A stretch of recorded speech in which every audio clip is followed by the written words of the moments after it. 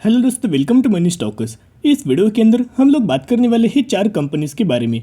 तो बेसिकली चारों कंपनी के अंदर important updates as well as हमें इंपॉर्टेंट न्यूज़ निकल के आई है। तो एक एक कंपनी के बारे में हम लोग बात करने वाले हैं। सबसे पहले हम लोग बात करेंगे टाटा मोटर्स के बारे में। तो बेसिकली टाटा मोटर्स की अगर बात की जाए तो पैसेंजर व्हीकल्स के अंदर, कमर्शियल व्हीकल्स के अंदर, ईवी के अंदर कंपनी इंपॉर्टेंट रोल हमें प्ले करते हुए नजर आ रही है। सबसे ज़्यादा जो डिमांड हमें देखने को मिल रही है इलेक्ट्रिक व्हीकल के अंदर है, सेकंड जो हमें डिमांड है पैसेंजर व्हीकल्स के अंदर है, और जो थर्ड हमें जो डिमांड आपको देखने को मिल रही है कमर्शियल व्हीकल्स के अंदर हमें डिमांड निकल के आई है। लेकिन जिस अपडेट्स के बारे में हम लोग बात करने वाले हैं वो पैसेंजर व्हीकल्स के रिगार्डिंग ही हमें एक शानदार तरीके से अपडेट्स निकल के आया है।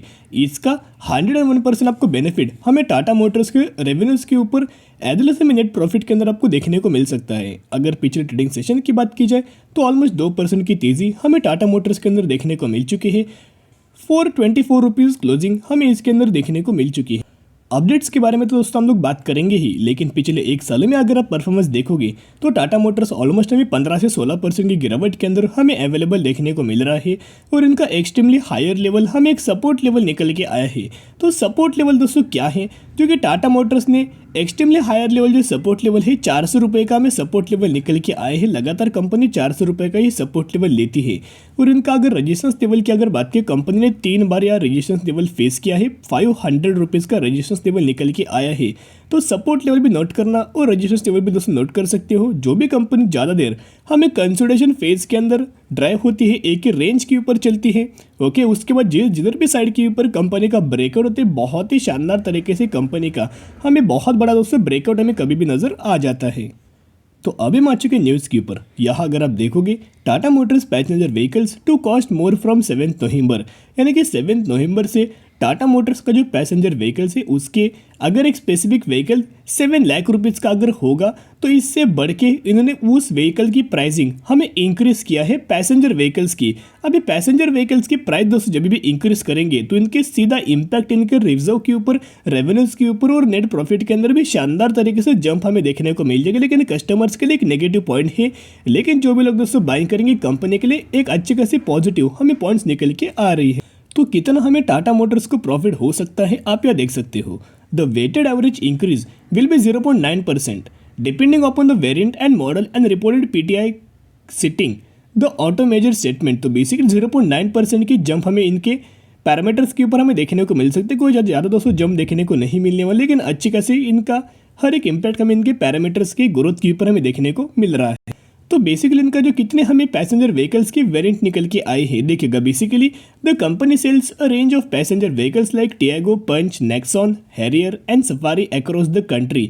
इनका जो बहुत जो सेलिंग वाला जो व्हीकल्स है, कौन सा वेरिएंट है, एक तो पंच है, नेक्सॉन है, हैरियर है।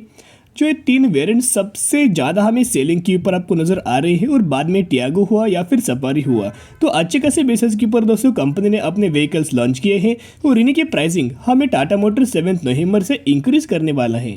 इसका जरूर बेनिफिट हमें कंपनी के Q2 के नंबर्स के ऊपर आपको देखने को मिल सकता है, Q3 के नंबर्स के ऊपर दोस्तों देखने को मिल सकता है।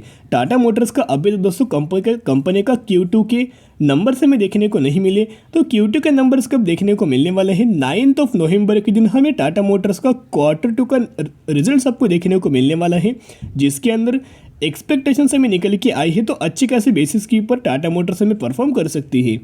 अभी हम बात करेंगे कि इनके अंदर भी हमें बाइंग रिकमेंडेशन देखने को मिला है। ब्रोकर्स का ये मानना है कि करंट प्राइस के ऊपर आप बाइंग कर सकते। देखिएगा buying recommendation today speak Tata Motors, तो टाटा मोटर्स के अंदर हमें बाइंग रिकमेंडेशन देखने को मिल चुका है। तो जिसके चलते टाटा मोटर्स के अंदर दोस्तों buy on dip strategy apply करना और लंबे समय के लिए आप होल्ड करके चल सकते हो। अभी हम लोग बात करने वाले हैं एक कंपनी का जो प्राइसिंग है 482 रुपीज़ का प्राइसिंग निकल के आया है। मैक्सिमम के अंदर इस कंपनी की तरफ से 1000% का रिटर्न शेयर होल्डर्स को डिलीवर कर चुका है।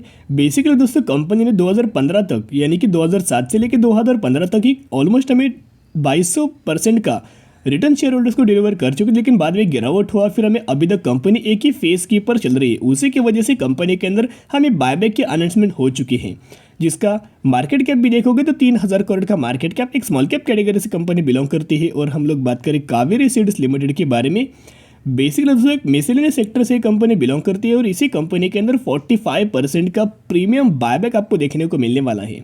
यानी कि एक ही प्राइस रेंज के ऊपर लगातार कंपनी 4 से 5 साल ड्राइव हो रही इस प्राइस रेंज या फिर जो हमें कंसोलिडेशन फेज के अंदर जो कंपनी अवेलेबल है उसके बाहर दोस्तों कंपनी बिल्कुल भी नहीं निकल रही। तो जिसकी वजह से एक ही पॉइंट मैं आपके साथ शेयर करना चाहूँगा, देखिएगा जो भी लोग फ्रेश बाइंग करना चाहते हो तो फ्रेश बाइंग दोस्तों स्लाइटली अवॉइड कर सकते हो। जिन भी लोगों ने पिछले 5 सालों में निवेश किया होगा उनको अगर लॉस में दोस्तों अगर आपका पैसा है या फिर यहाँ आपको बिल्कुल भी दोस्तों प्रॉफिट के अंदर हमें अच्छे खासे बेसिस के ऊपर प्रॉफिट अगर आपको हो रहा है तो कंपनी के अंदर फिर आपको बायबैक देखने को मिलने वाला है, जो कि 45% का रिटर्न आपको करंट प्राइस के ऊपर देखने को मिल सकता है। तो यही पॉइंट नोट करना, अच्छे खासे बेसिस के ऊपर जब कंपनी के अंदर जंप आपको देखने को मिले बाद में दोस्तों प्रॉफिट बुकिंग कर सकते हो। लेकिन मैं एक ही पॉइंट शेयर करना चाहूँगा, फ्रेश बैंक दोस्तों या कंपनी के अंदर अवॉइड कर सकते हो। अभी हम लोग बात करने वाले हैं दीपक नाइट्रेट के बारे में। तो बेसिकली दीपक नाइट्रेट की अगर बात की जाए कंपनी का Q2 का रिजल्ट भी हमें देखने को मिलने वाला है। डेट्स क्या है, 9 नवंबर के दिन दीपक नाइट्रेट का भी आपको Q2 का रिजल्ट हमें देखने को मिलने वाले हैं, नतीजे हमें देखने को मिलने वाले हैं। बेसिकली कंपनी एक केमिकल सेक्टर से बिलोंग करती है। इसका अगर आप मैक्सिमम का परफॉर्मेंस देखोगे तो ऑलमोस्ट 13,000% का शेयर होल्डर्स को कंपनी ने अभी तक हमें मुनाफा दे चुके हैं। 2010 से ही कंपनी स्टॉक मार्केट के अंदर लिस्टेड है। जब से कंपनी लिस्टेड है तब से क्लीन जंप हमें कंपनी के अंदर देखने को मिल रही है और फंडामेंटल कंपनी बहुत ही ज़्यादा स्ट्रॉन्ग निकल के आ रही है। तो अभी कंपनी के Q2 के रिजल्ट्स आपको कैसे देखने को मिल सकते, किस तरह से नंबर आ सकते, उसके बारे में हम लोग बात करेंगे। कुछ पैरामीटर्स मैं आपके साथ शेयर करना चाहूँगा। इसके मुताबिक ही आपको पॉजिटिविटी जंप देखने को मिल सकती है या फिर नेगेटिविटी जंप आपको नजर आ सकती है। सबसे पहले अगर आप इनका ऑपरेटिंग प्रॉफिट देखोगे तो ऑपरेटिंग प्रॉफिट 410 करोड़ 356 करोड़, यानी कि ऑपरेटिंग प्रॉफिट हमें क्वार्टर ऑन क्वार्टर बेसिस कौन से क्वार्टर का दोस्तों मैं आपके साथ शेयर करूँ, एक बार ये आप नोट कर सकते हो।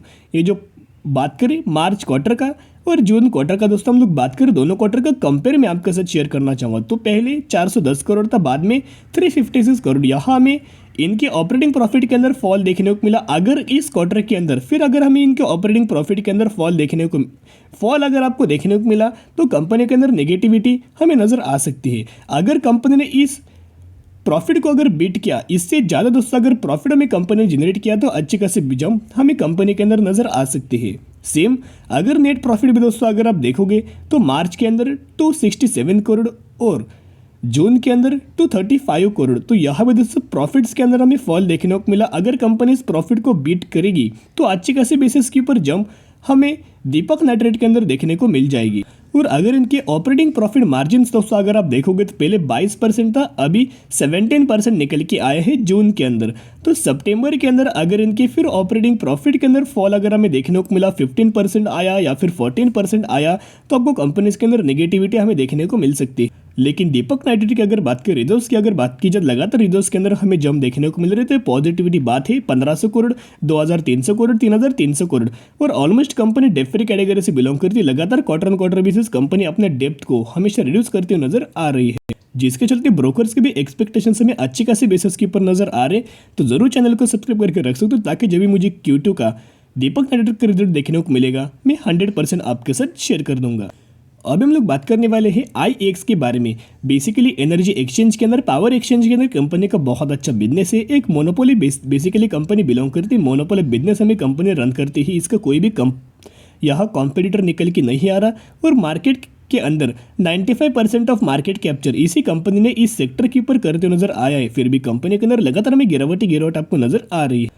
तो IEX की अगर बात की जाए, अभी तक हमें IEX के अंदर ऑलमोस्ट 47 से लेके 48% की गिरावट हमें नजर आ रही है। अभी भी कंटिन्यूस कंपनी के अंदर गिरावट हमें देखने को मिल रही है। इसके पीछे का रीजन एक और है कि और हमें ज़्यादा पैनिक लेवल आपको IEX के अंदर नजर आ सकती है।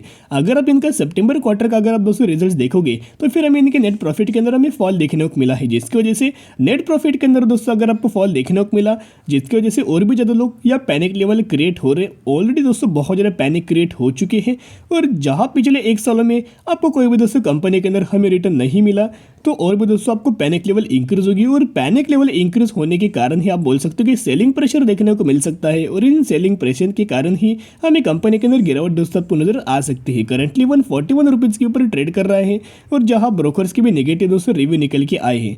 तो जिन भी लोगों ने हायर प्राइस के ऊपर निवेश किया है वो लोग ये होल्ड कर सकते हो लंबे समय के लिए। लेकिन जो भी लोग दोस्तों फ्रेश बाइंग करना चाहते हो IEX के अंदर, तो करंट बेसिस के ऊपर अवॉइड कीजिएगा। जब कंपनी हर एक क्वार्टर के अंदर अच्छे खासे बेसिस के ऊपर परफॉर्म करे, इनके प्रॉफिट्स के अंदर ग्रोथ देखने को मिले, टोटल इनकम के अंदर ग्रोथ देखने को मिले, अर्निंग पर शेयर के अंदर ग्रोथ दोस्तों अगर आपको देखने को मिले, बाद में निवेश करने की कोशिश कर सकते हो। फ्रेश पोजीशन अवॉइड करना। जिन भी लोगों ने पहले से बाइंग किया है वो लंबे समय के लिए आप ये होल्ड करके चल सकते हो। तो आज के लिए इतने करीब वीडियो पसंद है, जरूर वीडियो को लाइक शेयर सब्सक्राइब कर सकते हो। फिर मिलेंगे, बाय।